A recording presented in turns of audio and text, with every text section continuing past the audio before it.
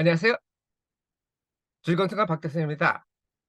오늘 리뷰의 생선은 172번째 쿠바 통돔입니다.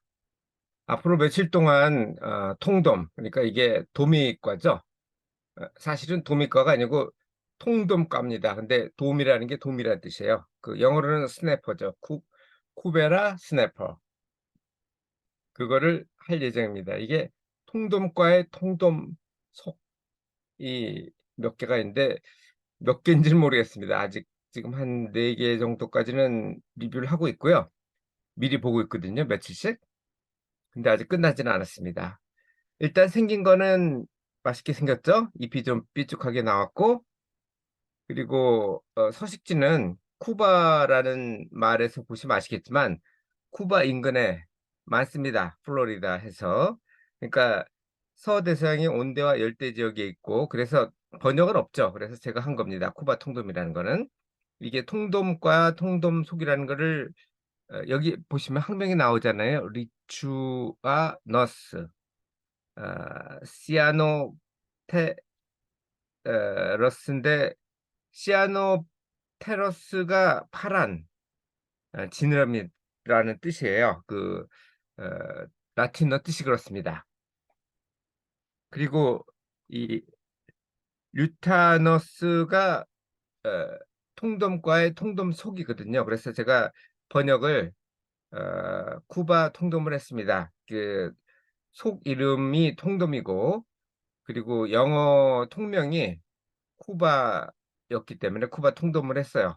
그렇다고 제가 파란 어, 지느러미 통돔 이러면 너무 길잖아요. 뭐 그래도 되긴 하지만 어쨌든 수심 45m 내외의 따뜻한 물, 연안이나 강 바닥에 서식을 합니다. 뭐 그 서식지는 노바스코시아부터 브라질까지 있는데 이 어디요? 쿠바 근처가 제일 많다는 걸 아시면 됩니다. 그래서 쿠바 통돔이라고 어, 스- 어, 쿠베라 스네퍼라고 영어로 부르기도 했고요. 그래서 통명은 아까 말씀드린 대로 쿠반 스네퍼고, 한글로는 제가 번역해서 노목 통돔과에, 그러니까 노목 통돔과까지는 번역이 있어요. 한글 번역이. 근데 쿠바 통돔은 제가 한 겁니다. 역시 맛있게 생겼네요. 이렇게 뭐죠? 이게 바라고 그러죠? 이런 거는. 그 수평으로 난 거는 라인이라고 부르고요. 이렇게 수직으로 난 거는 바라고 부릅니다. 영어에서. 우리말로는 둘 다 줄이죠. 그러니까 수직 줄이라고 보시면 되겠네요, 번역을. 이렇게 수직 줄 패턴이 있는 거는 치어인데 커가면서 점점 사라진다고 합니다. 길이는 1.6m까지 자라니까 꽤 크죠? 하지만 평균은 90cm인데 역시 그래도 큽니다. 그러니까 당연히 어획을 하려고 그러겠죠. 돔이라는 게 원래 맛있잖아요. 게다가 크기까지 하니까 이거는 잡으면은 뭐 나름 며칠은 아니겠지만 나름 뭐 맛을 좀 볼 수 있겠네요. 무게는 120파운드까지 상당히 크네요.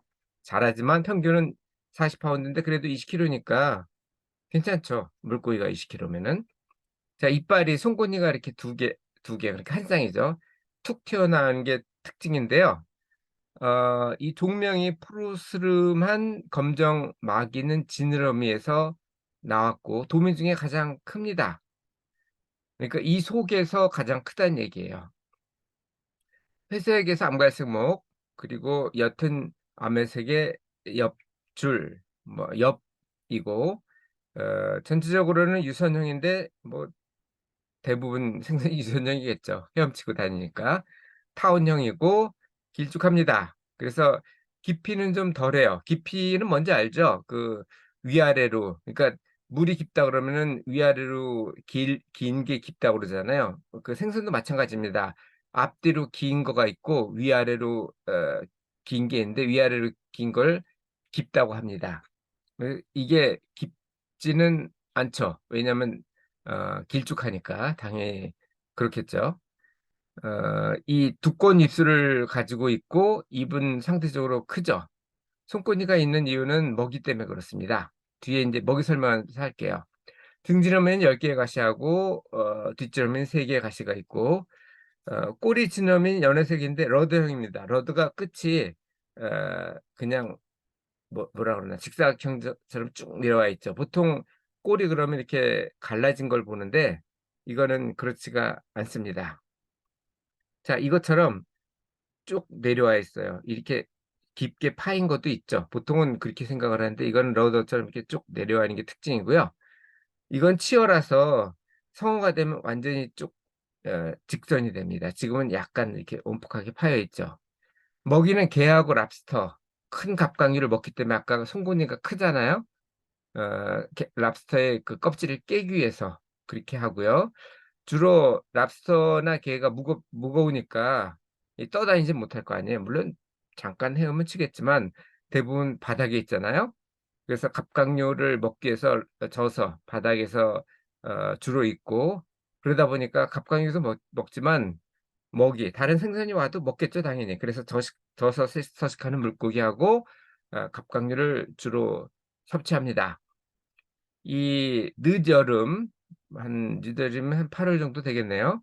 뭐 9월은 가을이라고 그러죠. 8월 정도에 보름달이 뜰 때, 그때 얕은 얌초 그런 데다가 때로 산란한다고 그러는데요. 그것도 이제 만 마리가 많으면 만 마리까지 모인다고 그러니까 어부들이 이런 걸 보면 경사났죠. 그냥 던지면 물반 고기반 이럴 테니까.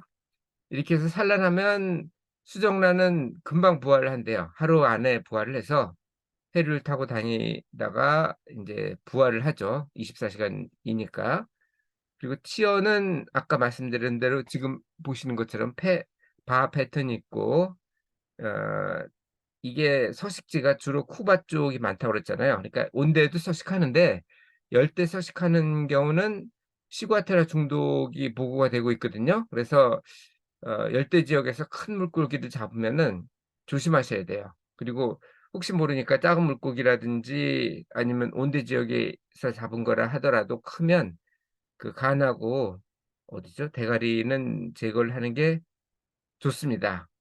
근데 뭐 먹을 게 없으면 할 수 없지만 어쨌든 조심하셔야 되고요. 이게 상업적으로 중요하다고 말씀드렸죠. 크고 맛있고 그리고 잡기도 쉽잖아요. 뭐 산란기 때 같은 경우는 뭐 물반 고기반 하니까.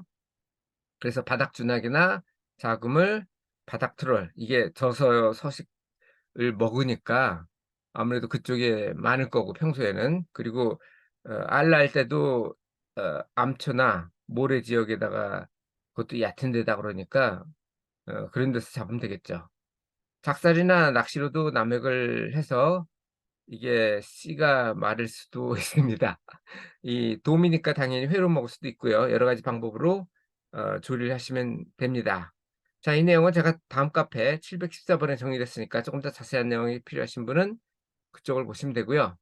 어제 집주인이 다시 왔습니다. 그래서 제가 지금 새벽 4 시인데요.